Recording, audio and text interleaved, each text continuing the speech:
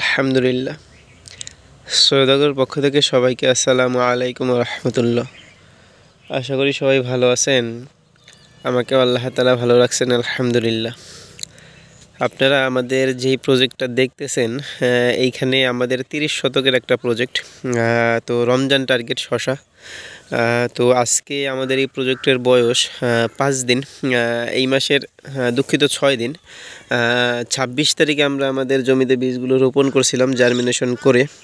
তো আজকে আলহামদুলিল্লাহ আপনাদেরকে দেখাবো যে চারার কি অবস্থা। 26 থেকে আজকে কিন্তু জানুয়ারি মাসের 1 তারিখ 2025 সাল শুরু হয়েছে, আলহামদুলিল্লাহ। তো আল্লাহ তাআলা সবাইকে সবার নতুন বছরকে বরকতময় করুক, এই দোয়া করি। তো যাই হোক, আসলে আমরা আপনাদেরকে যদি চারাগুলো একটু দেখাই যে 6 দিনে আমাদের চারাগুলো কীরকম হয়েছে। দেখেন, এই যে 6 দিনে কিন্তু নতুন পাতা বের হওয়া শুরু হয়েছে, আলহামদুলিল্লাহ। এই যে দেখেন প্রত্যেকটা চারা। আর একটা কথা বলে রাখি, আমাদের এই জমিতে কিন্তু একটা চারাও মিস হয় নাই বলা চলে। দেখা গেছে যে আমরা যারা জার্মিনেশন করে দিয়েছিলাম, তো প্রায় 98% চারাই আমাদের আর কি গজাইছে। এই যে দেখেন প্রত্যেকটা চারা, একটা চারাও কিন্তু মিস হয় নাই, কোনো জায়গায় 2টাও আছে। এই দেখেন, এই যে এইখানে 2টা আছে। তো যাই হোক, তো দেখতেছেন আমরা কিন্তু অলরেডি মাচার কাজ শুরু করে দিয়েছি, আলহামদুলিল্লাহ। তো আসলে কৃষিকাজ আসলে এতটাও কিন্তু সহজ না। আমরা যতটা সহজ, এই যে ভিডিও অনেকে দেখবেন, দেখা মনে করবেন যে অনেক সহজ, চলে আসি কৃষিতে। তো আসলে কৃষিকাজ যদি নিয়মমাফিক সুন্দরভাবে না করা হয়, তাহলে কিন্তু কখনোই আপনি সফলতা পাবেন না। আর সর্বোপরি আপনার আল্লাহ তাআলার উপরে তাওয়াক্কুল করতে হবে। আল্লাহ তাআলা যদি আপনাকে দান করেন, তবেই আপনি সফল হইতে পারবেন। এছাড়া শত চেষ্টা করেও আপনি কিন্তু সফল হতে পারবেন না। এর মানে আবার এই না যে একেবারে আল্লাহ তাআলার উপরে তাওয়াক্কুল করে আমি বসে থাকলাম, যে আল্লাহ তাআলা আমাকে দিবেন।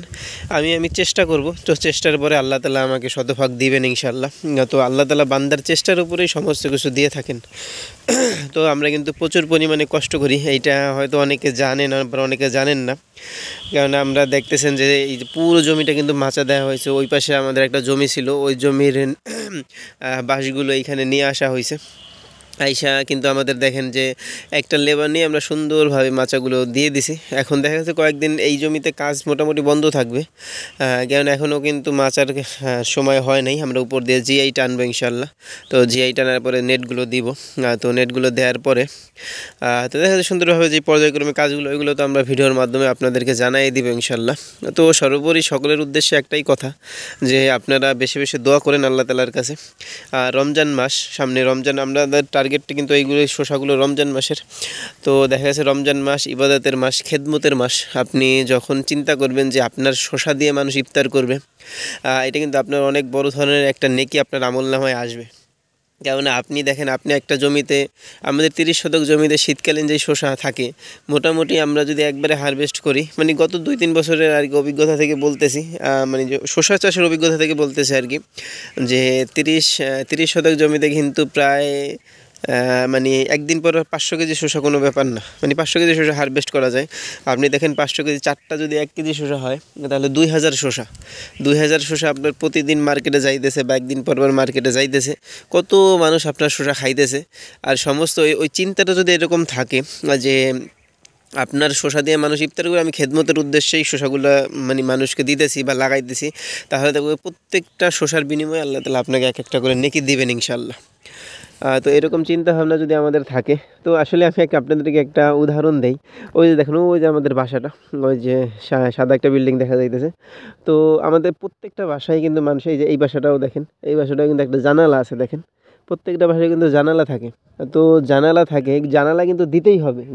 এমন কোনো দুনিয়াতে এমন কোনো ঘর নাই যে এই ঘরে জানালা নাই, এর জানালা কিন্তু দিতেই হয়।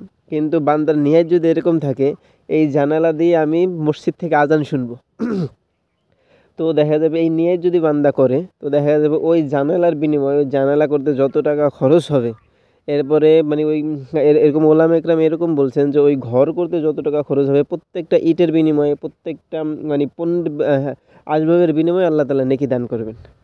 তো আসলে এগুলো আমাদের সকলের মাথায় থাকা দরকার। শুধু টাকা টাকা মাথায় থাকলে আসলে বিষয়টা কিন্তু, অনেকেই দেখা গেছে যে রমজান টার্গেট শসা করে, মনে হয় রমজানের শসার দাম বেশি থাকে।